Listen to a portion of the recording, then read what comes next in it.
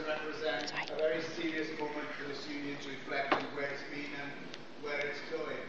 And I want to do that against this backdrop, really, of saying how great it is to come to this group conference and see how much larger it is, bringing together all the different parts of the Home Office in a way that I'm sure strengthens the union's organisation, and that in itself is a great thing to see. I want to thank John and GC and those who have worked very hard over the last year, but particularly you as reps, because obviously the Home Office has been in the media eye, given everything that's going on, whether it be at the borders and the ports in terms of passports, wherever it is, the Home Office has been very much in the media focus, and I think that's brought its own pressure.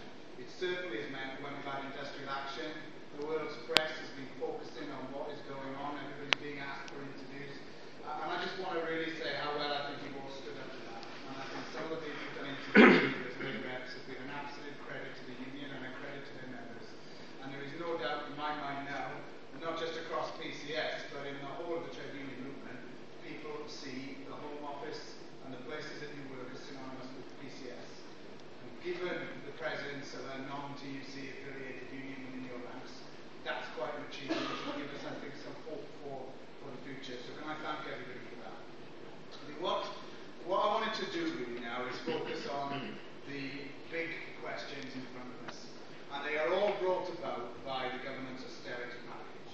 And therefore, what I'm going to lay out here is essentially not the normal bread and butter of a trade union in terms of we have debates about what the employer is doing, what the answer is, or this, that, the other. It's actually to stand back and say the government's austerity package means such incredible threats for our members and their families and the communities that it requires the trade union movement, including PCS, to consider some pretty drastic ways forward if we're going to have any hope of actually getting into the next period without having lost so many of the things that we take for granted. And it's against the backdrop of this, just to give you a flavour of what I've been trying to get across. Unemployment. Currently, women's unemployment is at a 22-year high. Youth unemployment is at a record level. Unemployment generally, despite two dips in the last 2 months, is forecast to reach 3 million. At a time when unemployment is rising, and that will be affecting people in this room in terms of friends and family, the government has just started a cut in terms of welfare that is unprecedented in British history. £30 billion is being taken off welfare. What's that got to do with us? Well, what it's got to do with us is that this affects our communities and our friends and our families.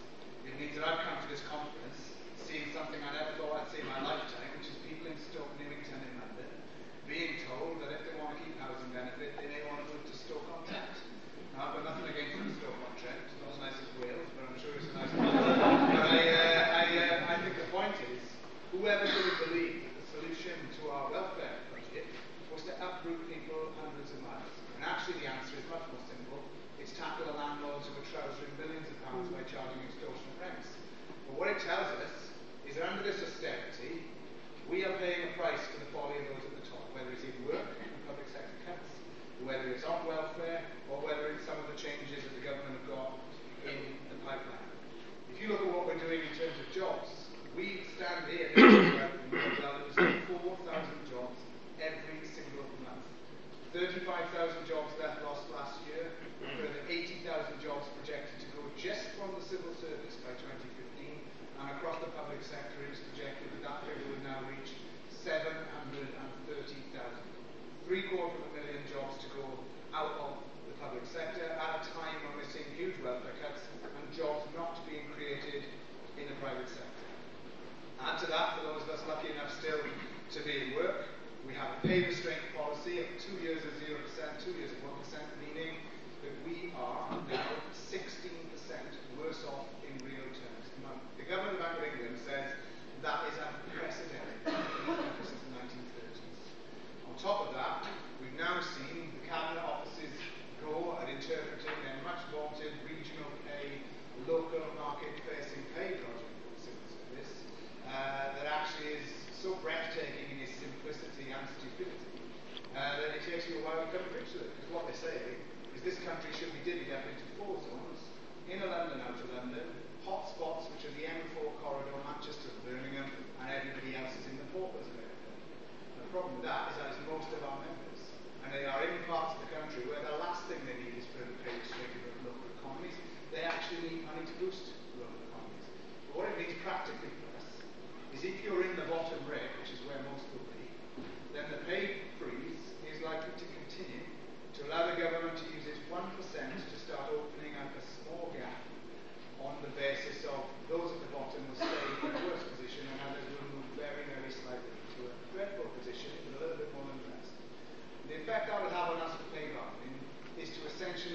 institutionalised poverty pay in parts of the country. And if you look at where the PCS members are on the map, you see a real correlation between some of these big areas in the UK, which over the years, with the recipients of public sector jobs being relocated, that will now face real pay restraint. Add on to that, pension, pay more, work longer, get less. Not just pay more, work longer and get less, but I think we have to remember that in the budget the government made the situation worse by saying the pension age of 68 is now likely to rise because every year they're going to examine it further, and already they have announced that it is likely, according to commentators, that if you're a graduate today you will work till 71, if you are born today you will work till 75. You know, 68 already gives us the longest pension age of any country in Western Europe. Contrast that to France, where they just elected a president who wants to drop it from 62 to 60. So it tells you something about the price we're being asked to pay in terms of the government's austerity measures. Then there's a question of privatisation. I won't dwell on here, but the government's agenda is absolutely enormous. Add into that all the things you face in the Home Office group: job cuts, reorganisations, pay restraint problems with management, and that is a pretty bleak picture. Given that the communities you live in are also probably suffering a setback in services, Brendan Barber, the General Secretary of the TUC, who's not one who is known for massively over-dramatic rhetoric, summed it up when he said that what's at stake here is that Britain becomes a more brutal, bleaker place for everybody to live. And that is where we stand. And I tell you why it's where we stand, because everything I have said that you've already experienced actually represents only the first 15% of the government's austerity package. There is 85% more to come. And if you think that's what the first 15% looks like, just imagine what the further 85% is going to look like. But us as public sector workers, but also from the communities and the people that we represent. Now that, I think, means that we all need to definitely get to grips with the fact that these are not normal times. They are not just normal disputes that we may have with an employer as we've had in the past. These are about the way our society may change, and actually that the financial problems are solved by making huge inroads into the private sector and removing from us things that we have fought for generations. Now that's a pretty big ask. That's the scale of our task. I think it follows. That raises questions that we have to see slightly differently and be prepared to consider in the way we make our opinion. And I just want to give you three of those that I want you to think about in terms of not just the conference that's coming up for those who are staying for the next 3 days, but also the members and the branches going forward. Let's start, therefore, what it means for pensions and the campaign that we need to take forward now. I want to pay tribute to the action we took on May the 10th. I particularly want to salute all of you who I know had a tough action in some places, persuading members to go on strike, when many of them were asking us, where's Unison gone, where's Prospect, where's the FDA, why was there 30 unions 5 months ago and now there's 6? Real important questions that members asked. Despite that, we delivered an incredibly well-supported strike on May the 10th. And it was made stronger by the fact the Police Federation marched in London in huge numbers, and I want to pay particular tribute to those brave men and women in the POA who illegally walked out of prisons from 7 in the morning.